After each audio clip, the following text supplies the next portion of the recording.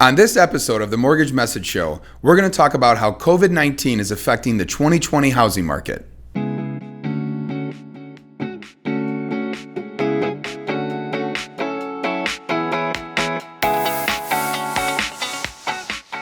Hi everyone, and welcome to episode 4 of the Mortgage Message Show. Today, we're going to talk about real estate trends, and we're joined with Jody Sholeen of the Sholeen Group of Keller Williams Infinity in Plainfield, Illinois. Jody, thank you for being on the show. Thanks for having me, Joe. Absolutely. We've been so busy this year, and we wanted to bring you on to talk to our audience about the ever-changing real estate trends that are happening in the marketplace. And so I kind of want to start the interview off by just giving our audience a real good answer to what is happening in the market today.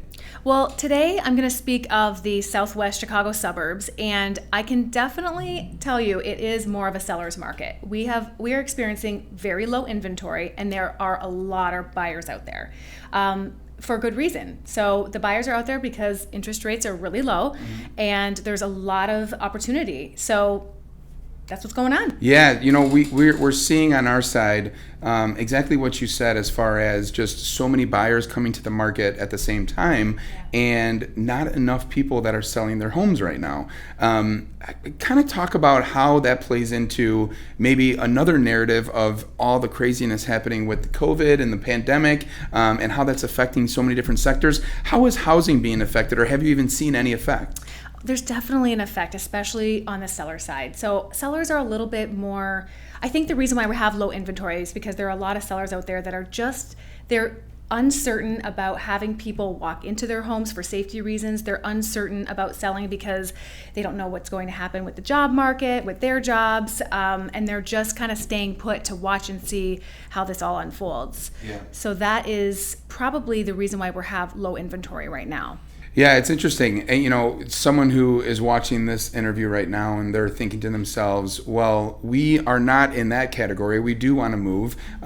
Maybe they're looking to upsize, downsize, whatever the case may be, but they have a home to sell in the process. Right. Kind of talk a little bit about to someone watching right now that has a very strong desire to sell and to buy, but is really unfamiliar with how that process works to have that happen at the same time. Well, that scenario, I call that a sell by, and it's very tricky in this type of market because when you have a home sale contingency and you're in a seller's market, it's really tough to make an offer on a house when you have a house to sell, because to a seller, they don't have to really consider your offer because they're getting multiple offers, and most of them are going to come from people that don't have a house to sell. Mm-hmm. So it is tricky to be in that situation. So ideally, if someone has a house to sell, if they're looking to downsize or upgrade, they really want to definitely have a plan in place with their realtor, and they definitely want to get their house on the market first before they even start looking at other homes.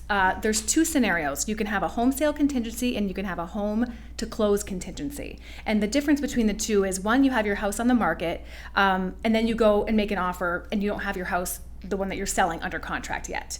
So that's a little bit higher risk for a seller to look at if you're going to make an offer on a house.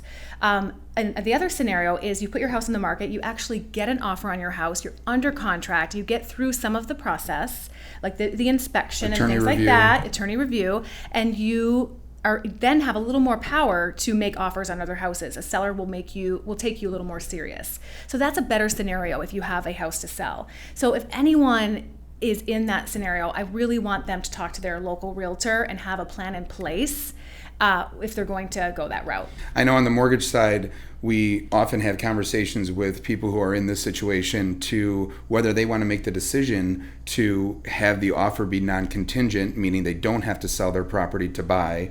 And that's always a real tricky conversation. Some people have the wherewithal to be able to do that with no problem. Other people, it's a much bigger risk. That's a little bit of a segue to what I've experienced with you over these last few months in this highly competitive market, to where you continue to win these multiple offers. It's really been awesome to watch because there is a real science to it. But if you can, to anyone who's watching, and certainly any buyers who are watching who have been through this, though they remember, talk a little bit about just some of Jody Sholeen's best practices when you are taking a buyer in a multiple offer situation.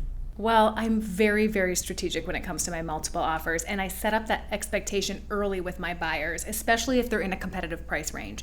So out here in the Southwest Chicago suburbs, anything under $300,000 is a competitive price range right now. So you can almost expect if that home that they're looking at is move-in ready, it's in really nice condition, and it's under $300,000, they're probably going to be up against a multiple offer. So when I have my initial buyer consultation, I explain that to them ahead of time. So they know that they're probably going to be up against multiple offers, and I teach them sort of my strategy going in so that they're ready and they're not thrown off guard. My strategy is to act quick, obviously. So if a house comes on the market and they love it and they want to see it, I get them in as soon as possible. Sometimes if I know it's going to be a really hot home and I know it's going to sell fast, I will draw up the paperwork early, even have it signed early.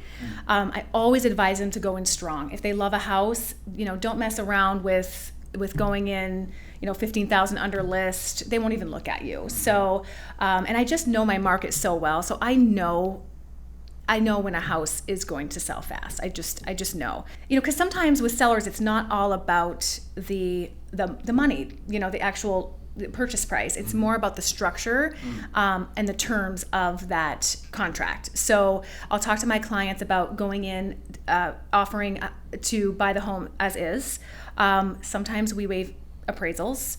I don't do that one very often, but if they really want it, I will suggest it. We'll go in a little over list price, but I haven't had to go crazy overboard, but we will go over list price if they really want it, especially depending on their financing. So if I've got a client who is FHA financing and I know they could be up against conventional financing, we're going to go in over list price. We're going to try to do a 30-day close depending on my lenders. So I always ask my lenders first if they can handle a 30-day close, and if they can, then I will go in with a 30-day close. I also call the listing agent and I try to get as many details as I possibly can before I even go show the house, so I can get an idea of what the seller's motivation is. So if they tell me, oh, the seller doesn't want a fast close, they actually would prefer, having a little more time, and that works for my clients, then I will give them extra time. So I just have some strategies that I go in and I do some due diligence before I even go show a house to make sure that I know how to structure that offer. So we actually just had this happen to us. We did. We have a client who actually, unfortunately, lost out on a couple of bids, and a new listing came on the market that they absolutely fell in love with. And as soon as they texted me, which I told them to do, we went out and saw it that evening. We made an offer on it. There were, I think, 3, maybe 4 other offers on the home. So we were asked to have our highest and best in by the next day, 5 p.m. So we went in strong. We went over list. I confirmed with you that we could do a 30-day close.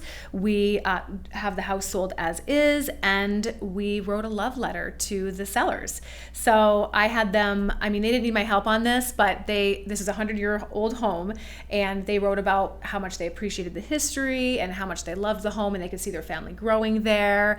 And they just wrote this beautiful letter. And from what I heard, the seller actually cried when they read it. So we added that personal touch with our bid, and we ended up getting the house, and they closed in 30 days. Such a great story. And the only thing I want to add to that, because that was just a great testimony to exactly what's happening in the market today. But the partnership, when you have a mortgage client that needs immediate response because of how hot the market is. Yeah. I think for this specific deal, you reached out to me after hours and you said, Joe, I need this letter tonight. Yeah. And I think the client was like, Joe, can you get me an idea of what the payment is, tonight? Yeah. And that way they were able to make the offer on the spot, get the love letter written, and get the successful bid. And I just think it goes to when someone's thinking about interviewing a realtor, having a power team of partnerships of professionals behind that realtor is so key, and I know you have that. Well, I do have that, and that is a reason why I've been so successful in my real estate career, is because I can rely on my business partners. And when I need something, even though it's after hours, we're able to make it happen. And we do that, and we don't have to do that all the time, but sometimes we understand when we have to. I think it's respecting the moment, right, of the market, right? I think it's understanding what's really going on out there and having an appreciation to act in that manner. Yep. Because if we didn't, that client would still be looking for a home today. They would be, and I when I set up the expectation in my initial buyer consultation, I tell them that I have to act fast. We have to act fast. It's going to be a team effort. So if I am acting fast and they're acting fast, and then my lender can't act fast or takes 24 hours to get back to me, or it's just not going to work. I'm always taken back on how important that is, because in my mind, I think to myself, that lack of reaction affects the rest of where they're going to live for the rest of their life. And it's really heavy. And I think that's what makes you act, that's what makes me act, is just serving the client as best we can. When a client falls in love with a house and they tell me they want that house, something, it's like a switch goes off in me. I have to make it happen, and I do everything I can. And I have a really high conversion rate, as you know, with multiple offers, because I think that I also build a relationship with that listing agent as well. So they can tell from the way I act that they know that I'm not putting this under contract. We're going to close. Like, I'm not putting this under contract. I'm not messing around. It's going to close, and my team's going to make it happen, and it's going to be smooth. I think that passion is what the difference is. And so thank you for sharing that.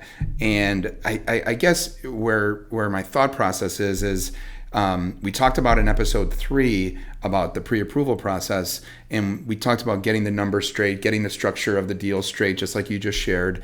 But at what point should someone, if it's on their radar to sell, regardless of what the next step is for them, how soon should they get a realtor involved, such as yourself? To sell? To sell, yeah. I mean, I would as soon as possible, so you can start planning. Mm-hmm. So I am a huge planner. So when I talk to a seller, I don't just throw houses on the market. I want to go have a conversation with them. I want to get the home ready. It's so important for me to get the home as ready to list, because it's different. Your home that you live in every day is different than a house that you're getting ready to sell on a market. And I teach that to my clients. I teach them how to get their house picture perfect, I call it. That's great. That's great. Yeah. So in talking through that process, still to this day, and just being so close to it, sometimes I have to separate myself from being in the industry. But just talk about the individual out there that says, well, I heard Jody say that it's a seller's market, so maybe I don't need a realtor to sell my home. Talk a little bit about that if you can, as objectively as possible. Well, if you want to sell your house, do a for sale by owner. I mean, you're the one that has to schedule all the showings. You're the one that has to field all the phone calls. You're the one that has to have the professional photos done. You're the one that has to market the house. You're the one that has to answer all the questions. There's a lot that goes into selling a house, and there's a lot going into, once you do get an offer, negotiating out a deal. So it's just a lot. So I don't know why someone would want to, unless they have extra time on their hands, because sure. It's a lot of time and effort and phone calls and yeah. I've always heard it said that it's just exactly how you just described it. There's so many moving parts that whatever potentially the thought of would be gained by not involving a real estate agent is certainly lost in the value of your time. But bigger than that, oftentimes than not, you may price that house in a way to where a real estate agent would have said, you're totally undercutting yourself. And so it's that level of expertise that I think is significant. And I just wanted to make sure I hit on that point. Certainly we're entering the second half of this year, and so much unknown, so many questions, yet we have this really hot housing market. Speak a little bit, if you can, to how you see kind of the rest of this year potentially playing out in the fall and winter market. If interest rates stay low and our buyers continue to have the buying power that they have, I think that this is going to just stay busy. I think we're going to stay busy, and I don't see it slowing down anytime. I really don't. I would agree with you. Yeah. Jody Sholeen with Keller Williams Infinity, to the individual who's watching right now, who is either today in the market or soon to be in the market, whether on the buy or on the sell side, what's one piece of advice or two pieces of advice that you would want to share with that person to really get them ready to enter the process of either buying or selling? Call your local realtor. I love it. Call your local realtor, have a conversation, understand the market, understand the how to price out your home, what it takes to sell your house, what the main factors are, and plan. I love and it. Execute that plan. Absolutely. Yeah. Jody, as we conclude this interview, just want to say thank you so much for not only the partnership, but for just the advice that you just shared with all of our databases. If anyone wants to maybe connect with you further and continue this conversation, what's the best way for someone to get a hold of you? You can call me or text me at 773-401-3441. Fantastic. We thank you so much for being a part of episode 4 for Real Estate Trends for the Mortgage Message Show. We really encourage you to be able to share this video with your networks. Try to get them this advice that's brought to you with integrity. And we're looking forward to seeing you on the next episode. Take care, everyone.